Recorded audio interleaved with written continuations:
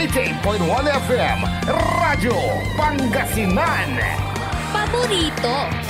Kahit saan sulok ng Pangasinan, Paborito. ikaw ang pinag-uusapan.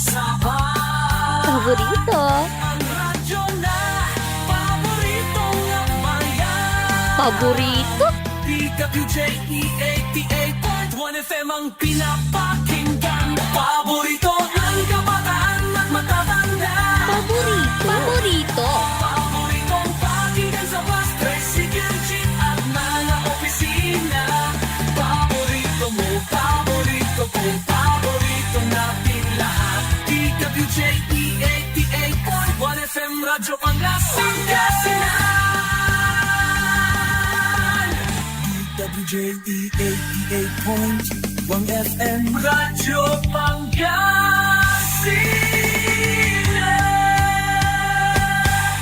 Paborito.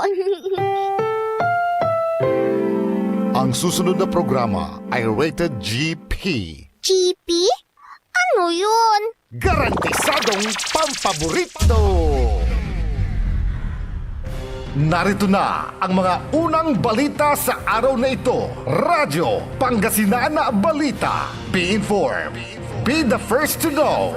Radyo Pangasinan Balita. Mga balitang naganap at nangyari sa huling 24 oras sa loob at labas ng Pangasinan. Radyo Pangasinan Balita. Dito lamang sa DWJE 88.1 FM.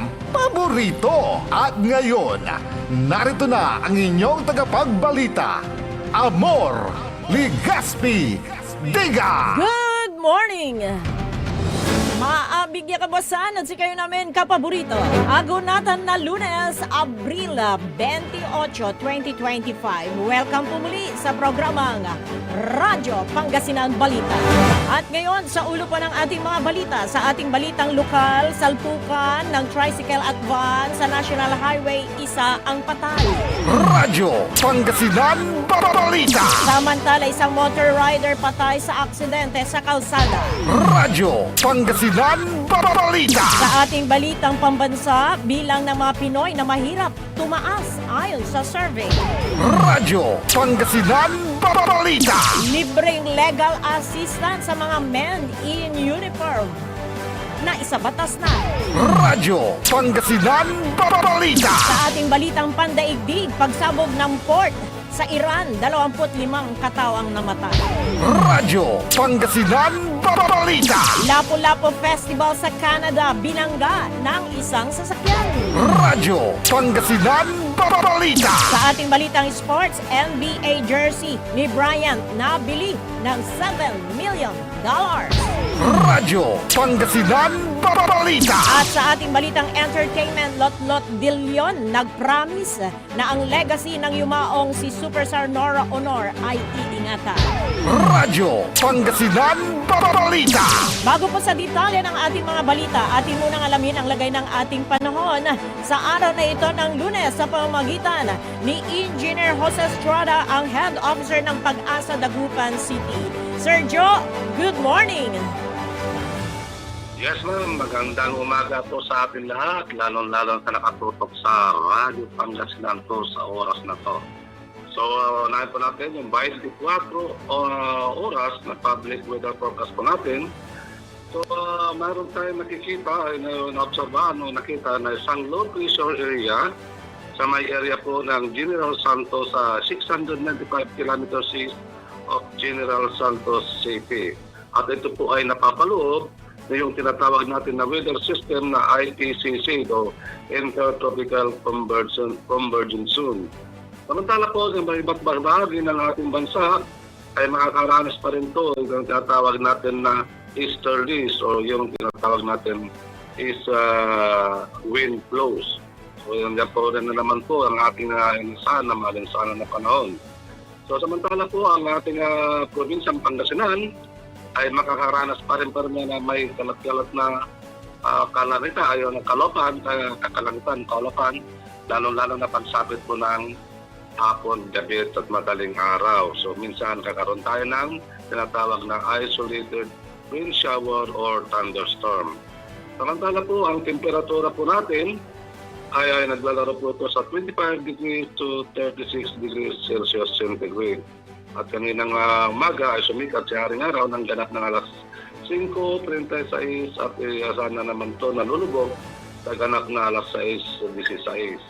Ang forecast ng heat index naman natin dito sa Pangasinan ay naglalaro po ito sa 42 degrees at hanggang bukas ay na may 43 degrees Celsius centigrade. Samantala rin po, ang karagatan po natin ay katamtaman na pagkagalon. Malaya po ang ating mga kaibigan mag-mangisda na pumalaot. So, mula sa Pag-asa Dagupan, magandang umaga po. Maraming salamat, Sir Joe ng Pag-asa Dagupan City. Radyo Pangasinan Balita.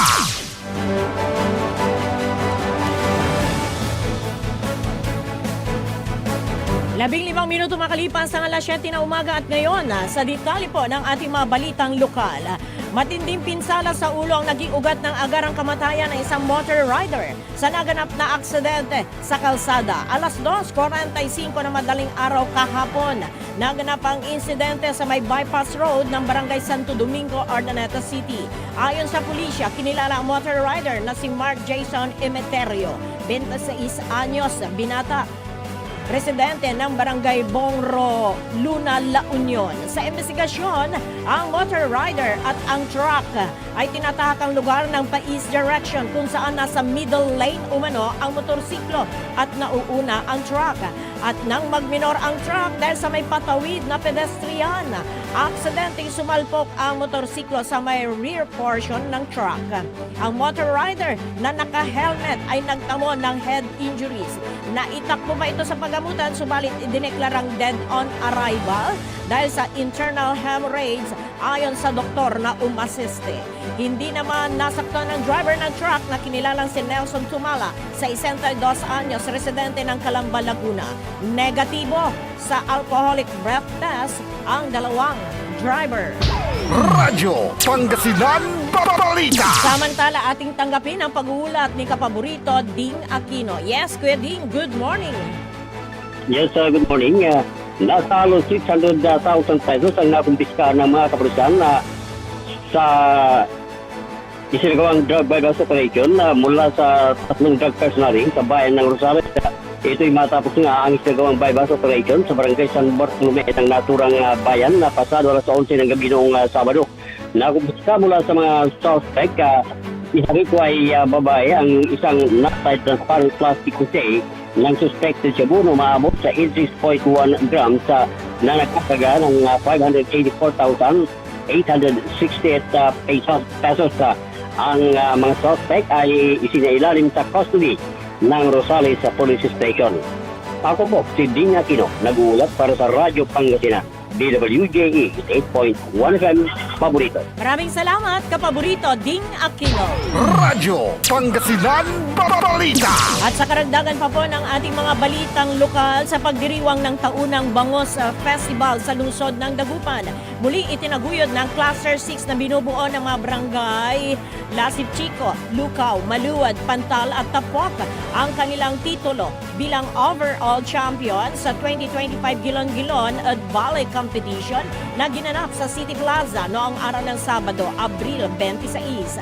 Sa kanilang winning performance na Salamat Gilon, tinalo ng grupo ang 26 na barangay, nagwagi ng 200,000 pesos cash prize at nakuha pa ang titulong Best Street Dancing na may karagdagang 50,000 cash prize.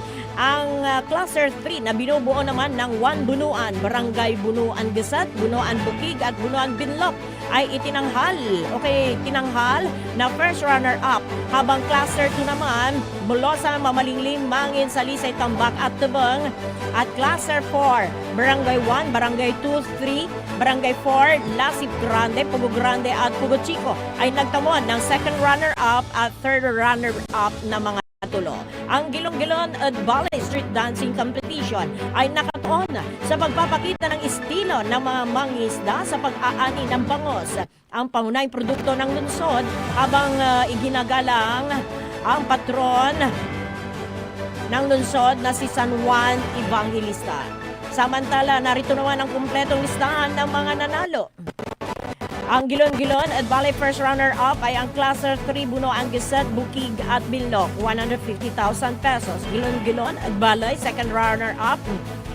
Ang Cluster 2 na nanalo naman ng 100,000 pesos at ang Cluster 3 ay 75,000 pesos. Ang Gilon-Gilon at Balay fourth runner-up ay nakakuha naman ng 50,000 pesos. Gilon-Gilon at Balay fifth runner-up ay nakakuha naman ng 30,000 pesos. Ang Best in Street Dancing, Cluster 6, ay tumanggap naman ng 50,000 pesos. Ang first runner-up naman ay ang Cluster 4 na tumanggap ng 30,000 pesos. Ang second runner-up ay ang Cluster 3. Best in Costume, ang Cluster 2 na tumanggap ng 30,000 pesos. Radyo Pangasinan Balita.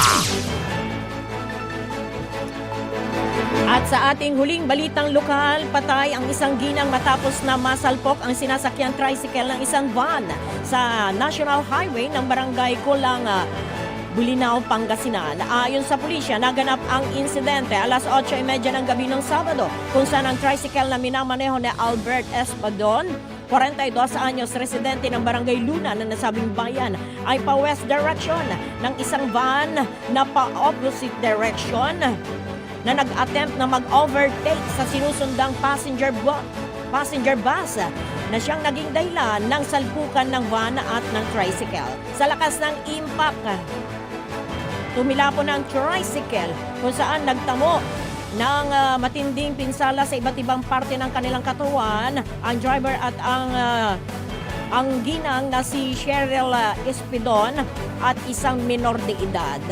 Agad na naitakbo naman ang ito sa pagamutan, subalit idineklarang dead on arrival sa pagamutan ang ginang. Kinilala ang driver ng van na si Gilbert Camila, 56 anyos, residente ng Barangay Luna ng nasabing bayan. Radyo Pangasinan Balita.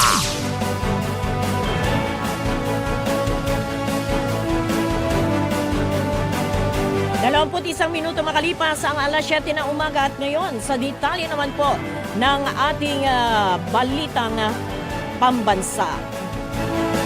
Tumaas sa 15.5 million ang bilang ng mga pamilyang Pinoy na mahirap sa nakalipas na 4 na buwan batay sa latest survey ng Social Weather Station o kay SWS. Ang survey ay ginawa mula Abril 11 hanggang 15 o nasa 15.5 na milyong mahirap na pamilya na tumaas mula sa 14.4 na milyon noong Marso. Ang self-rated poverty ngayon, ang pinakamataas sa higit na 2 dekada noong December 2024 nang maabot ang 63%.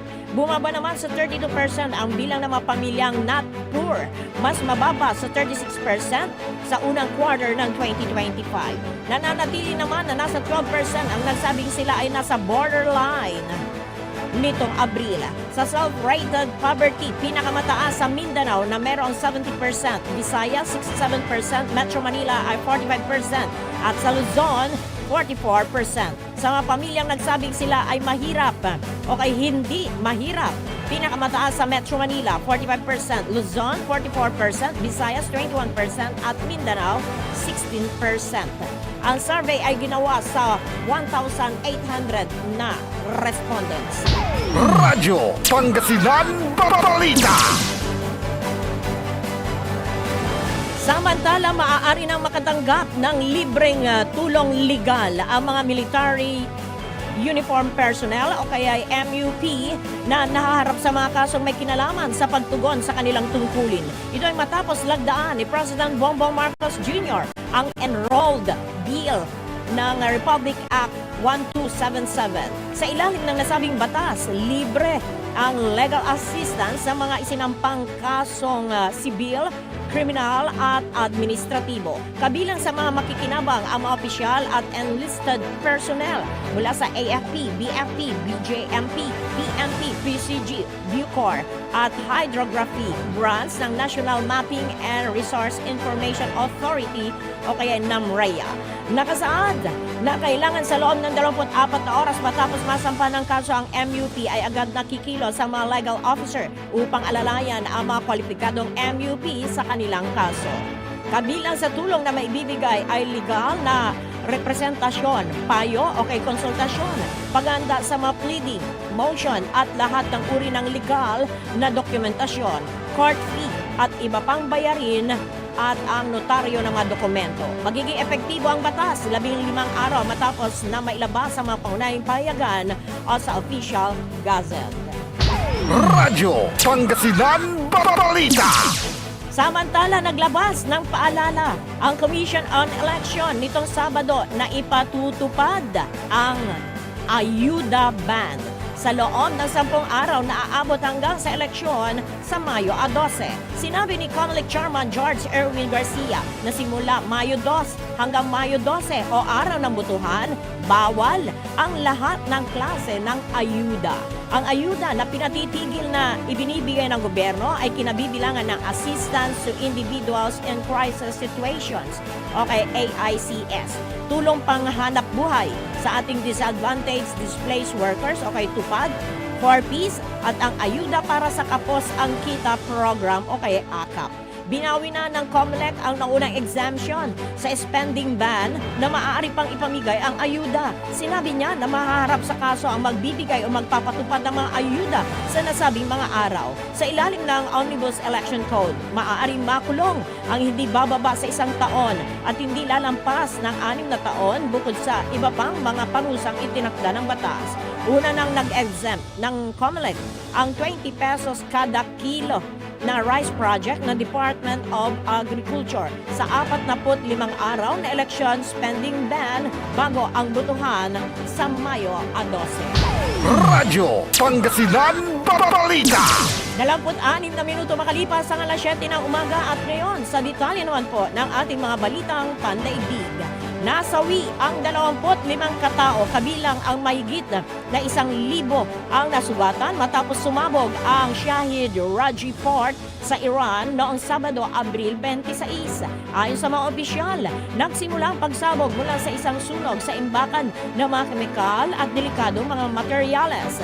Iniulat pa na isa sa mga sumabog ay ang sodium perchlorate, isang sangkap sa paggawa ng solid fuel para sa mga missiles.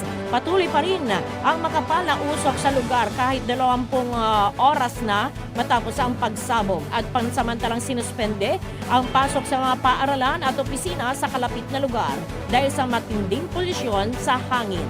Naramdaman din na ang pagyamig hanggang 50 kilometro ang layo. Samantala, nagpaabot naman ng pakikiramay si Iranian President Mossad Pezeshkian ng pakikiramay sa mga nasawi at iniutos ang masusing investigasyon.